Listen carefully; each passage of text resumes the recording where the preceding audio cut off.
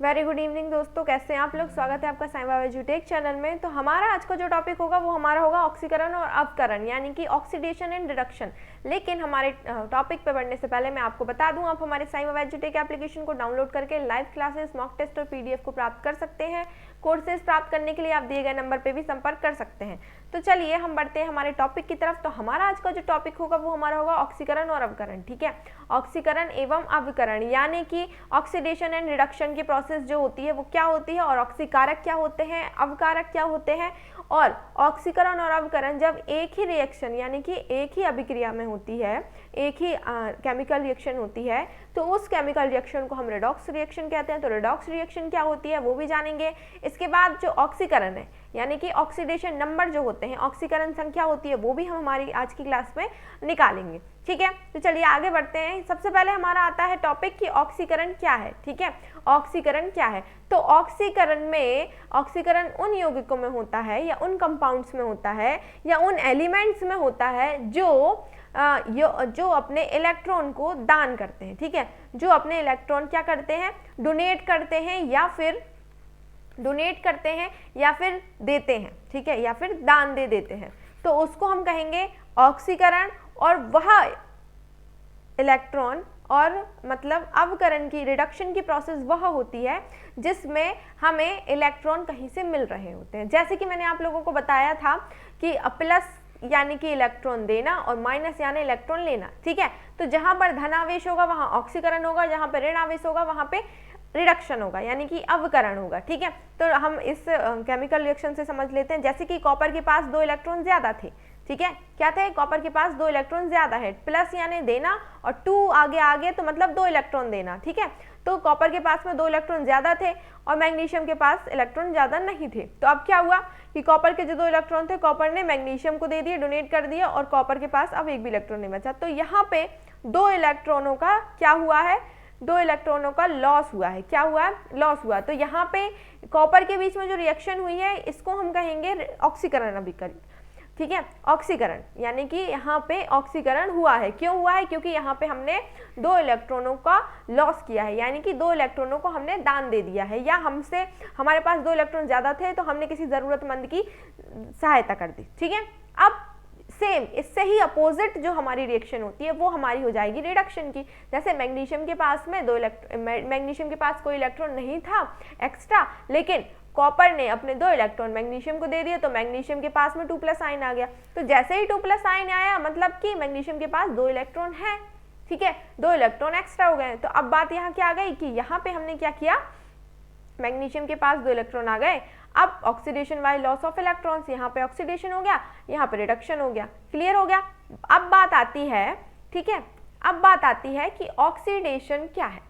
चलिए एक बार और अच्छे से समझ लेते हैं। तो ऑक्सीकरण वह रासायनिक प्रक्रिया, ठीक है, ऑक्सीडेशन और रिडक्शन किसमें होता है, केमिकल रिएक्शन में होता है। किसमें होगा, केमिकल रिएक्शन में, जिसके फलस्वरूप किसी तत्व यानी किसी एलिमेंट या किसी कंपाउंड में विद्युत ऋणात्मक परमाणुओं या मूलकों का अनुपात बढ़ जाता है, अर्थात किसी यौगिक में विद्युत धनात्मक परमाणुओं या मूलकों का अनुपात कम हो जाता है। जैसे कि यहाँ पर ऑक्सीडेशन की जो प्रोसेस है वो देख लो। जैसे सोडियम है, ठीक है, सोडियम के ऊपर कोई भी सोडियम के ऊपर अभी इसके पास में कोई इलेक्ट्रॉन नहीं है देने के लिए। ठीक है, लेकिन अब यहाँ पे ये Na+ आ गया और यहाँ पे एक इलेक्ट्रॉन जो था वो क्या हो गया, अलग हो गया। ठीक है, तो यहाँ पे आ गया Na+, यानी इसके पास एक इलेक्ट्रॉन ज्यादा हो गया।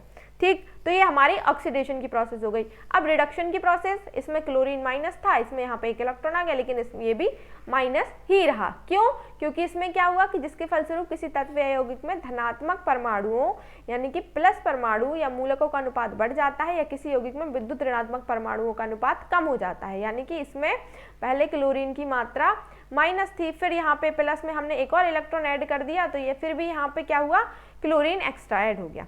ठीक है, क्लियर हो गया। अब नेक्स्ट आते हैं कि रिडॉक्स अभिक्रिया क्या होती है। जैसे मैंने आपको बताया था कि रिडॉक्स रिएक्शन क्या है। ठीक है, तो रिडॉक्स रिएक्शन वो होती है जिसमें ऑक्सीडेशन और रिडक्शन दोनों साथ साथ होता है, तो वो हमारी रेडॉक्स अभिक्रिया हो गई। जैसे क्या हुआ, हमने ऑक्सीडेशन को क्या किया, लॉस ऑफ इलेक्ट्रॉन, यहाँ पे A था, यहाँ पे A+ हो गया, यानी कि इसको एक इलेक्ट्रॉन की कमी हो गई, कैसे हो गई, ऑक्सीडेशन करने से, लॉस ऑफ इलेक्ट्रॉन। अब बी आया हमारा तो यहाँ पे हमने रिडक्शन किया, तो इसने क्या किया, यहाँ से एक इलेक्ट्रॉन को गेन कर लिया, तो ये यहाँ पे माइनस का साइन आ गया, यानी कि प्लस आयन और माइनस आयन, धनात्मक आयन और ऋणात्मक आयन, ठीक है। तो ये हमारी रेडॉक्स रिएक्शन हो गई थी। रेडॉक्स रिएक्शन मतलब कि वह अभिक्रिया जिसमें ऑक्सीडेशन और रिडक्शन दोनों साथ साथ में होता है, ठीक है। ये हमारी रेडॉक्स रिएक्शन हो गई। अब बात आती है कि ऑक्सीकारक और अवकारक क्या होते हैं, ठीक है, यानी ऑक्सीकरण जिनमें होगा वो कौन कौन से कारक हैं, वो कौन कौन से पदार्थ हैं, ठीक है, और ऑक्सीडेशन किन किन में होगा तो वो कौन कौन से पदार्थ हैं, ठीक है, यानी ऑक्सीकरण ऑक्सीडेशन और रिडक्शन, ठीक। तो ऑक्सीकारक वे पदार्थ होते हैं जो इलेक्ट्रॉन को क्या करते हैं, ग्रहण करते हैं, ठीक है, यानी कि जो इलेक्ट्रॉन को ग्रहण करेंगे वो हो जाएंगे ऑक्सीकारक, ठीक है। जैसे एग्जाम्पल में हमने देखा ऑक्सीजन, ऑक्सीजन क्या करता है, आपने इसका अष्टक देखा है, इसका अष्टक यानी कि 2 और 6, इसको कितने इलेक्ट्रॉन की जरूरत होती है, 2 इलेक्ट्रॉन की, ठीक है। तो ये क्या काम करेगा, 2 6 2, 2 इलेक्ट्रॉन ये क्या करेगा, गेन करेगा, यानी कि लेगा, और लेने वाला क्या होगा, ऑक्सीकारक, ठीक है। फिर इसके बाद आएंगे ओजोन, ओजोन भी O3, ठीक है, ये भी हमारा ऑक्सीजन लेगा। फिर आएगा H2O2, तो ये भी हमारे क्या करेंगे, ऑक्सीकारक होंगे। क्यों होंगे, क्योंकि ये भी इलेक्ट्रॉनों को ग्रहण करने का काम करते हैं, ठीक है, इलेक्ट्रॉनों को क्या करने का काम करते हैं, ग्रहण करने का। फिर नाइट्रिक अम्ल तो HNO3, ये भी इलेक्ट्रॉन को ग्रहण करेंगे, ठीक है। अब आते हैं, ये तो थे हमारे ऑक्सीडेंट यानी कि ऑक्सीकारक। अब आएंगे अवकारक, तो अवकारक वे पदार्थ होते हैं जो इलेक्ट्रॉन का त्याग करते हैं, यानी इलेक्ट्रॉन त्याग देते हैं, ठीक है, जिसमें से हमारा H2 आएगा, H2, हाइड्रोजन सल्फाइड H2S हमारी जो गैस होती है, carbon monoxide CO, sulphur dioxide SO2, और कार्बन हाइड्रायोडिक अम्ल और स्टेनस क्लोराइड, ये जितने भी हमारे ऑक्सीडेंट और रिडक्टेंट होते हैं, यानी ऑक्सीकारक और अवकारक होते हैं, ये क्या काम करते हैं, इलेक्ट्रॉनों का त्याग करते हैं, ठीक है। यानी ऑक्सीकारक जो होते हैं वो इलेक्ट्रॉन ग्रहण करते हैं, यानी कि क्या इसमें उल्टा होता है, ऑक्सीकारक जो होते हैं उनमें अपचयन की प्रोसेस होती है। कौन सी प्रोसेस होती है, अपचयन की। क्यों होती है, ऑक्सीकारक जो होते हैं वो इलेक्ट्रॉन ग्रहण करते हैं, और हमने देखा है कि अपचयन में इलेक्ट्रॉन ग्रहण की क्षमता होती है, ठीक है। अपचयन की जो अपचयन की जो क्रिया होती है उसमें क्या होता है, ग्रहण, इलेक्ट्रॉन ग्रहण करने की प्रकृति होती है। तो इलेक्ट्रॉन ग्रहण करने की प्रकृति इसमें हमने ऑक्सीकारक में बताया। तो जो ऑक्सीकारक होते हैं वो अपचयन की प्रक्रिया करते हैं, और जो अवकारक होते हैं वो ऑक्सीडेशन की प्रक्रिया करते हैं। क्या करते हैं, ऑक्सीडेशन की प्रोसेस करते हैं, ठीक है। यानी कि अवकारक वे पदार्थ होते हैं जो इलेक्ट्रॉन त्याग करते हैं, और ऑक्सीडेशन यानी कि ऑक्सीकरण की जो क्रिया होती है, प्रोसेस होती है, उसमें भी इलेक्ट्रॉन त्याग करते हैं, ठीक है, उसमें भी इलेक्ट्रॉन का त्याग होता है। तो कह सकते हैं हम कि ऑक्सीकरण जो होता है वो अवकारकों में होता है, यानी रिडक्टेंट में होता है, और जो रिडक्शन की जो प्रोसेस होती है, यानी कि अवकरण की जो प्रोसेस होती है वो किस में होती है, अवकरण की जो प्रोसेस होगी वो होगी ऑक्सीडेंट से, यानी कि ऑक्सीकारकों से, ठीक है।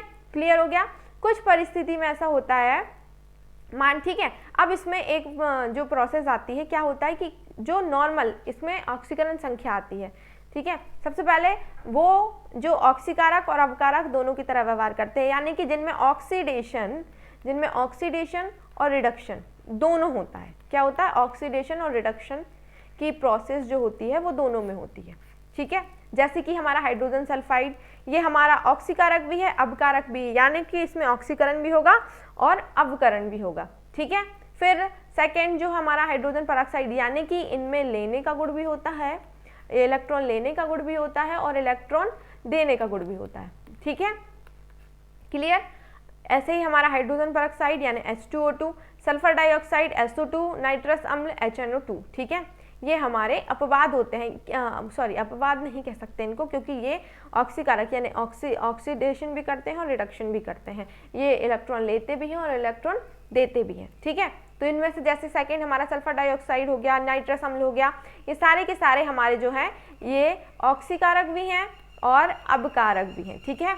इनको हम ऑक्सीकारक भी कहेंगे और अवकारक भी कहेंगे। क्लियर। चलिए ठीक है, अब बात आती है कि ऑक्सीडेशन नंबर या ऑक्सीकरण संख्या क्या है। ठीक है, ऑक्सीकरण संख्या को ही ऑक्सीकरण अवस्था कहते हैं। ठीक है, किसी यौगिक में बंधे हुए, किसी रासायनिक यौगिक में यानी किसी केमिकल कंपाउंड में बंधे हुए किसी परमाणु के ऑक्सीकरण, किसी परमाणु के ऑक्सीकरण के दर्जे का सूचक होता है।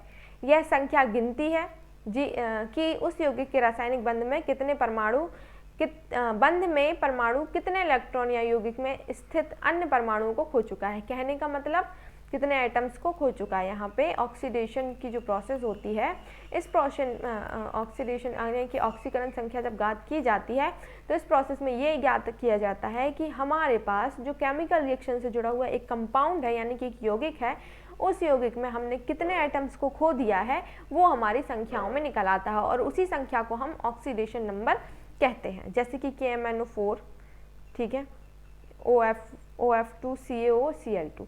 एग्जाम्पल के लिए हम ऑक्सीकरण संख्या भी निकाल के देखते हैं कि ऑक्सीकरण, सबसे पहले जान लेते हैं कि जो हमारे नॉर्मल अकेले कंपाउंड होते हैं यानी कि जैसे Na है तो इसमें ऑक्सीडेशन नंबर 0 होगा क्योंकि ये हमारे सिर्फ एलिमेंट्स हैं यानी कि ये सिर्फ हमारे तत्व हैं। ठीक है, यौगिक नहीं है। ऑक्सीकरण संख्या किसी यौगिक की निकलती है। ठीक है, यानी कि यौगिक कहने का मतलब जब हमारा NaCl2 NaCl जब आपस में जुड़ेगा तब जाके हमें इनकी ऑक्सीकरण संख्या ज्ञात होगी। क्यों? क्योंकि हमें पता, तब जाके पता चलेगा इनके ऊपर का जो प्लस और माइनस का जो खेल होगा। ठीक है, Na+Cl- जो खेल है इनका, ये किसमें कब होगा? जब ये दोनों के दोनों साथ में मिलेंगे। ठीक है, तब हम इनकी ऑक्सीकरण संख्या निकाल सकते हैं। लेकिन अगर Na अकेला पूछा है तो Na अकेला किसी को ना ही इलेक्ट्रॉन दे सकता ना ही ले सकता, तो इसके ऊपर जो ऑक्सीकरण संख्या होगी वो क्या होगी? 0। Cl2 जो है इसके ऊपर भी 0 होगी क्योंकि क्लोरीन अकेला है। O3 है, इसके ऊपर भी 0 होगी। S8 है, इसके ऊपर भी 0 होगी। अब बात आती है कि प्लस, तो Na+ लिखा है तो यहाँ पे +1 हो जाएगी यानी कि ऑक्सीकरण संख्या +1 हो जाएगी। Al+3 है तो यहाँ पे ऑक्सीकरण संख्या प्लस, यानी कि प्लस धनात्मक आयन में जितने भी नंबर लिखे हुए होते हैं वो हमारी ऑक्सीकरण संख्या हो जाती है। जैसे कि -2 हो जाएगी, -2 हो जाएगी यहाँ पे भी। ClO3, अब ClO3 हमारा थोड़ा अलग हो गया है तो यहाँ पे O3, पहले हम 3 का निकालेंगे तो 3 का 3 3 ऑक्सीजन के हैं, 3 × -2, 3 2 6 माइनस के 6, तो यहाँ पर जाएगा प्लस के 6। ठीक है, लेकिन यहाँ पे ये गलत हो जाएगा। ठीक, बात आती है कि हमें ऑक्सीडेशन नंबर निकालना कैसे है। चलिए तो हम एक एक करके सीख लेते हैं। सबसे पहले आएंगे हमारा ये K3FeO4। ठीक है, चलिए अब K3FeO4 में हमें Fe की ऑक्सीकरण संख्या निकालनी है। ठीक है, तो हम क्या करेंगे? सबसे पहले हम देखेंगे O4। ठीक है, हमें कुछ का हमें याद रखना पड़ेगा, जैसे कि ऑक्सीजन का पोटेशियम का जो होता है वो क्या होता है? +1 होता है। ठीक है, मतलब जो हमारा ऊपर का एक पूरा का पूरा क्या कहते हैं उसे, आवर्त सारणी का जो पहला ग्रुप होता है हमारा पूरा, शुरू से लेके हाइड्रोजन से लेके जो पूरी लाइन होती है उसके ऊपर +1 ऑक्सीकरण संख्या होती है और सेकंड में +2 ऑक्सीकरण संख्या होती है। ठीक है, अब इसके बाद क्या हुआ कि जैसे K है, अब हमें इसमें Fe की ऑक्सीडेशन संख्या निकालनी है, तो हम इसमें Fe की ऑक्सीडेशन संख्या कैसे निकालेंगे कि सबसे पहले K के कितने एटम है? यहाँ पे 3 है। ठीक है, तो 3 करेंगे और यहाँ पे इंटू करेंगे किसमें? +1 में, क्योंकि K की होगी +1। ठीक है, और ऑक्सीजन की होगी -2। ठीक है, चलिए अब इसके बाद हम क्या करेंगे? यहाँ पे प्लस करेंगे, Fe लिखेंगे, फिर यहाँ प्लस करेंगे। O की कितनी है? 4 एटम है और यहाँ पे 2। अब इसका जो आंसर आ जाएगा इक्वल टू, हमने 0 किया, क्या हुआ इसमें? 3 + 3 का 1 में करेंगे तो 3 plus Fe plus minus minus, 4 2 = 8, 8 में से 3 जाएंगे तो कितने बचेंगे? -5, Fe -5 बचेंगे इक्वल टू 0। ठीक है, अब Fe और -5 हम इस साइड लेकर आएंगे तो ये हो जाएगा हमारा +5। तो हमारी Fe की जो ऑक्सीकरण संख्या निकली है वो कितनी आई है? +5। ठीक है, तो ये हो गया। अब सेकेंड वाला देख लेते हैं, Cr2CO3 का 3 होल थ्राइस। ठीक है, अब इसमें क्या करेंगे? हमें इसमें से किसकी निकालनी? Cr की, क्रोमियम की। ठीक है, तो हम क्या करेंगे? 2Cr, कितने? क्योंकि 2 एटम है यहाँ पे। ठीक है, 2Cr +3 +4 फिर इसके बाद जो हमारा 3 है प्लस 9, 3 3 जा 9 और माइनस के 2। ठीक है, अब क्या हुआ कि 3 4 जा 4 3 जा 12 प्लस 2 CR तो है ही, 9 2 जा 18। ठीक है, 18 में से 12 कम करेंगे तो कितना होगा, माइनस का 6। ठीक है, और 2 CR यहाँ पे है। अब ये यहाँ पे equal to 0 equal to 0 equal to 0। अब क्या होगा कि जो 2 CR है तो हमें यहाँ CR इजिकल टू 6/2 कर देना है। तो 2 3 जा 6, तो CR इजिकल टू हमारा हो जाएगा 3। तो यहाँ पे आ जाएगा नहीं 2 CR है, हाँ 3 आ जाएगा। 1 CR का 3 है तो 2 CR का कितना हो जाएगा 6। ठीक है, क्लियर हो गया। चलो अब बात आती है, एक क्रोमियम का 3 है तो हमें यहाँ पे कितने के निकालने हैं, 2 के, तो कितना हो जाएगा 6 प्लस का 6। ठीक है, चलो ये हमारी हमने निकाली। इसके बाद नेक्स्ट निकालते हैं Na2HPO4। ठीक है, इसका निकालेंगे तो हमें इसका इसमें से निकालना किसका है, P का। किसका निकालना है, P का। तो सबसे पहले Na2 लिखा है तो 2 Na में होता है +1। ठीक है, फिर इसके बाद आएगा H, तो H का हाइड्रोजन का +1 ही होता है, फिर प्लस P, फिर प्लस 4 माइनस का 2। ठीक है, इजिकल टू हमने क्या किया 0।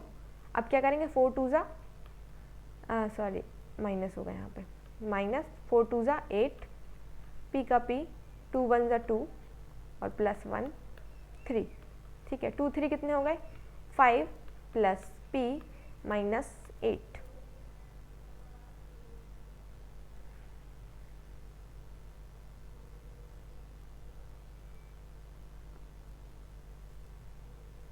ऐसा ही होगा ना।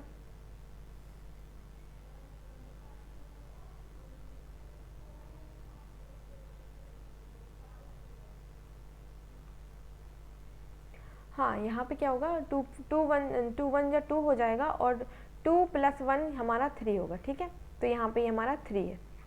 ठीक, और 3 plus P minus 8 equal to 0 equal to 0। 8 में से 3 जाएंगे तो P माइनस के 5 इजिकल टू 0। तो P इजिकल टू माइनस का 5 यहाँ था तो प्लस का 5 हो जाएगा।